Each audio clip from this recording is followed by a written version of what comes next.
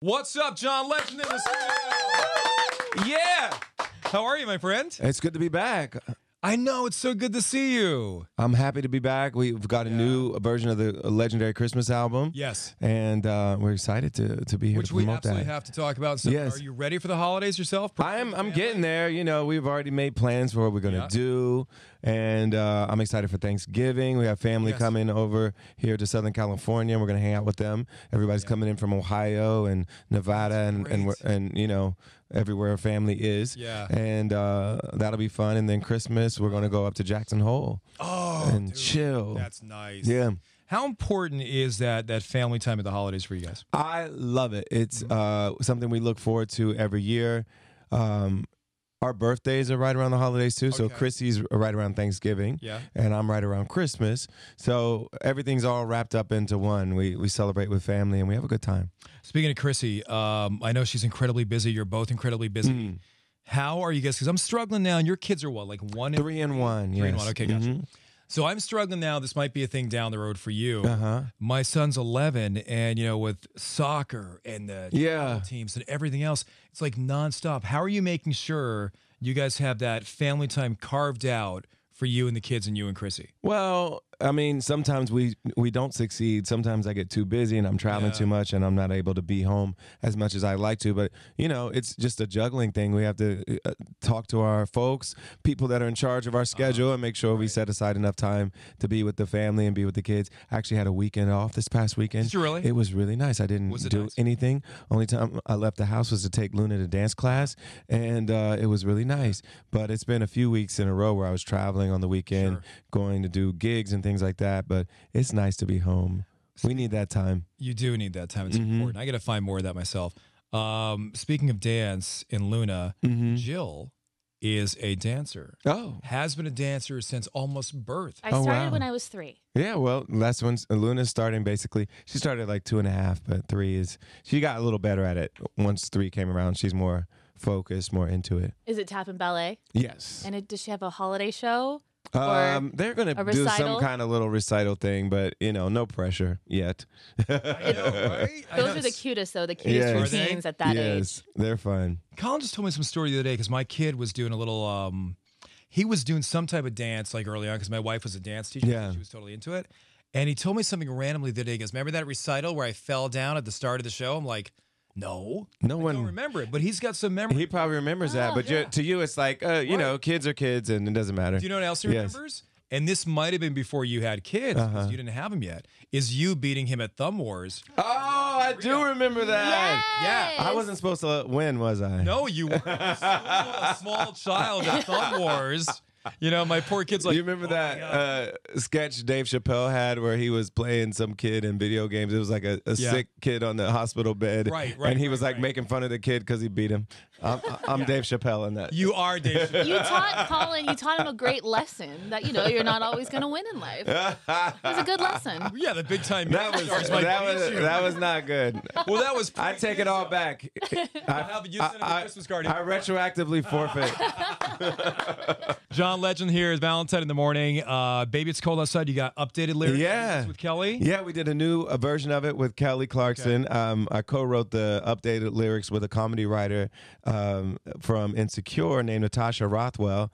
And we just wanted to have some fun and do a new version. Of course, it attracted some controversy. Oh, my gosh. Because people thought we were trying to ruin Christmas by Me Tooing the lyrics. And, you know, I think people just need to lighten up. It's a new version. We have new versions of everything all the time. It happens all the time. Redos of movies. Yes, exactly. And stuff. We just thought it'd be fun to do a new version. And a few people freaked out, but most people are like, chill, it's fine. Yeah. Fun doing it. I really had a blast. I love singing with Kelly. I loved working with Natasha on the lyrics. She's really funny.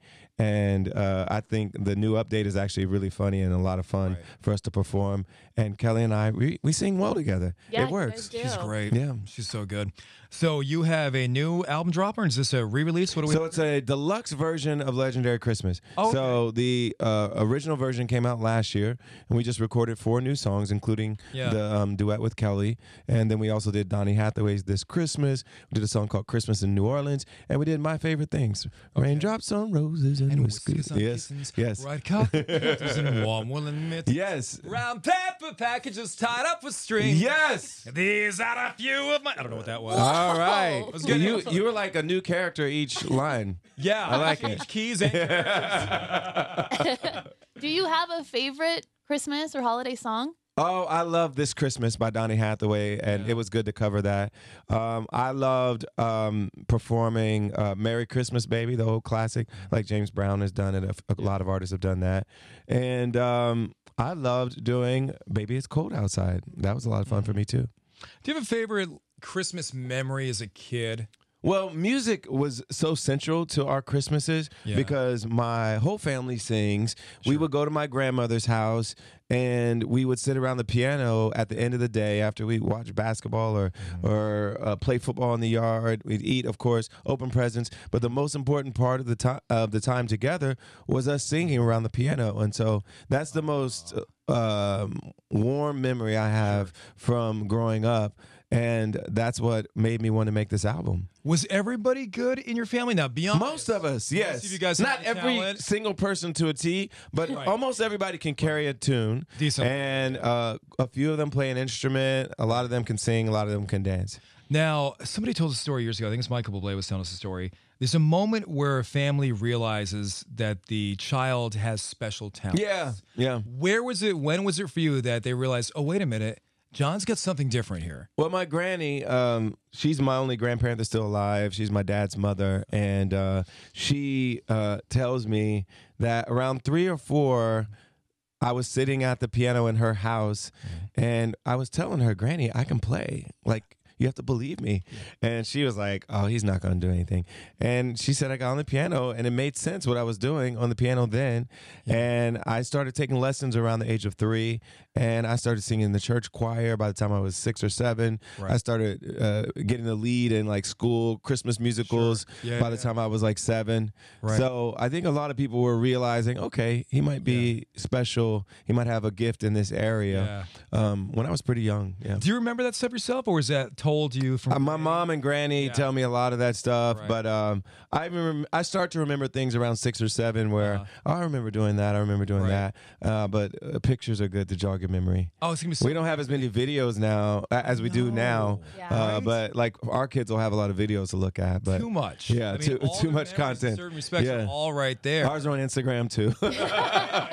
Exactly right. Does Luna have any of that yet? Like any of the singing talent?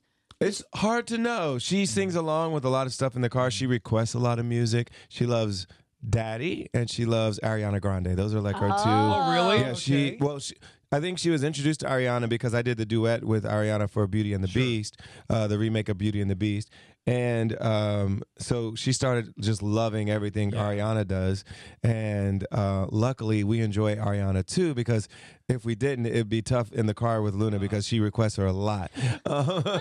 But she juggles between listening to Ariana's most recent music or listening to my Christmas album. Those are the most common requests in the car. It's tough. My kid listens to Seacrest. Oh, okay.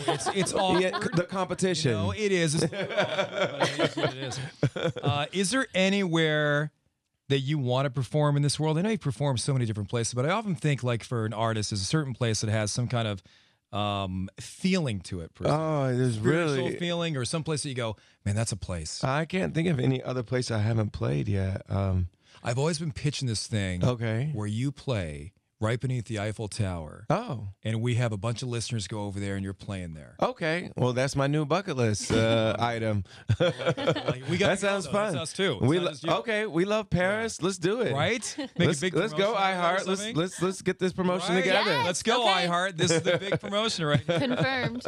Is there anybody that you want to see in concert? And I'll preface this by saying I heard the other day, Billy Joel was talking about how he never got to see the Rolling Stones in concert. Oh, I want to see Kendrick Lamar in concert. I've seen him on award shows and, single performances, and I always feel like he puts so much thought into every performance and so much energy, and he's such a gifted performer. Yeah. But I've never seen an actual Kendrick Lamar concert. Now, obviously, you have the opportunity. It just hasn't worked out. Yeah, I just haven't, everybody's busy. Yeah. But next time he comes to anywhere I'm close to, I would love to see Kendrick. How, crazy would Kendrick love to hear this right now? Like, okay, John Legend really wants to see me. Well, I think what I love about certain artists is when you can tell they put a lot of time and thought into the performance, and they actually get joy from being on stage and interacting with the crowd, and they just really take it seriously. And you see that with Beyonce, you see that with certain artists where you just know they put a lot of creative time preparing the show and getting it right. And I think that's shows a lot of respect for the audience. Yeah, no, absolutely. Yeah. Couple things to promote for you coming up. I know you have the Legendary Christmas.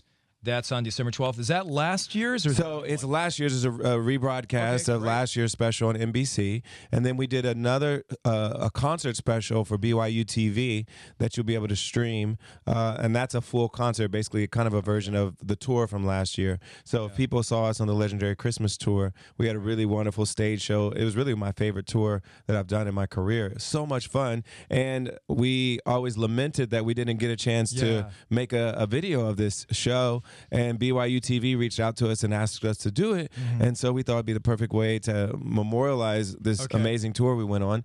And so people will be able to stream a version of that concert, basically, that we did for BYU TV. And you've got the tree lighting ceremony too. You're performing at that Rockefeller. Yes. Yeah. Are you flipping the switch or how's that work? I don't know how this works. I'm singing. I know that. Okay, gotcha.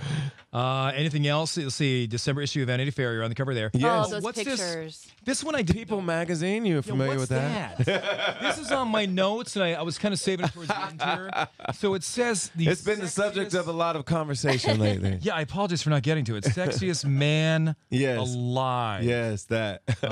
Hey, congratulations with that. Thank you. Thank you. You know, I teased Adam and Blake because they would always tease me about all the awards I've won and everything, and they would say, you know, the only one you haven't won, which both of them had won, is Sexiest Man Alive. And I said, well, now that I'm on The Voice, maybe that's the key. That's the key to getting it, because obviously it worked for you guys. Right. And you came on the show one time before we actually made that connection on the show. Yes. And so here we are. Yeah. I got it. Now, did you call them up and go, in your face? No. What did you do? Blake celebrated with me. You know, I sit next to him, and I thanked him because I sit next to him every day. And I said, your sexiness must have rubbed off of me.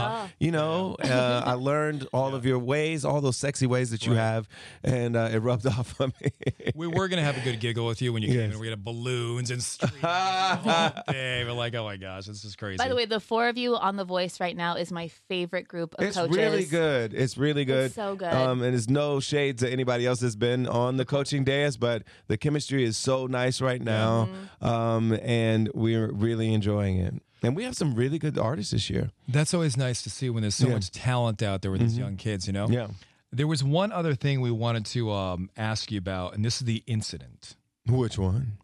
Dun, dun, dun. Well, Chrissy said one thing. Oh. You seem to say another thing. Okay. And it's somewhere in between, I think. Oh, man. On stage, Universal Horror Nights. Yes. Did you have a couple? Yeah. Glass of wine? You did. Oh, I thought you were portraying it as you didn't have a glass of wine. Oh, no. I do not dispute that narrative. In fact, I have my own wine brand, and I was drinking my own wine brand, LVE. Okay. And you can get it at lvewines.com. Okay. And we had a few drinks. We brought some in our little party bus. We brought a few friends over to Universal. Right. And by the time the video was taken, I'd had a few. Good for you. And it wasn't a bad drunk, though. It was like a nice drunk. It was fine. It was like I'll sing on stage randomly drunk, but not I'm messy drunk. Right. So it was nice. And I got up there, and the whole joke of the night was we were all wearing onesies. Yes. And someone had given Chrissy a onesie that had my face on it, and it said I love and my face. Okay. And we thought, of course, no one else should wear this but me, because it'll be funnier if I wear it than if anyone else wears it. Right. So I wore this shirt that said I love with my face on it. And as we were passing this DJ stage, where Chrissy was like, oh my God, you should go up there and sing. Yeah. And of course, me being highly suggestible in that moment because of the wine, I went up on the stage and I decided to change the lyrics to All of Me to All of Me Loves All of Me, since I had a shirt on with my face on it. Appropriate. And that was our night. And then the legend was born once again. Right there. Listen, thanks for coming in, man. Appreciate it. Thank you. Happy holidays to the family, okay? You too. Thank you so much. Said hi as well. I will tell her. I'll mention to my son Colin that you apologize. Yes, and I declare him the winner. Awesome. Legend.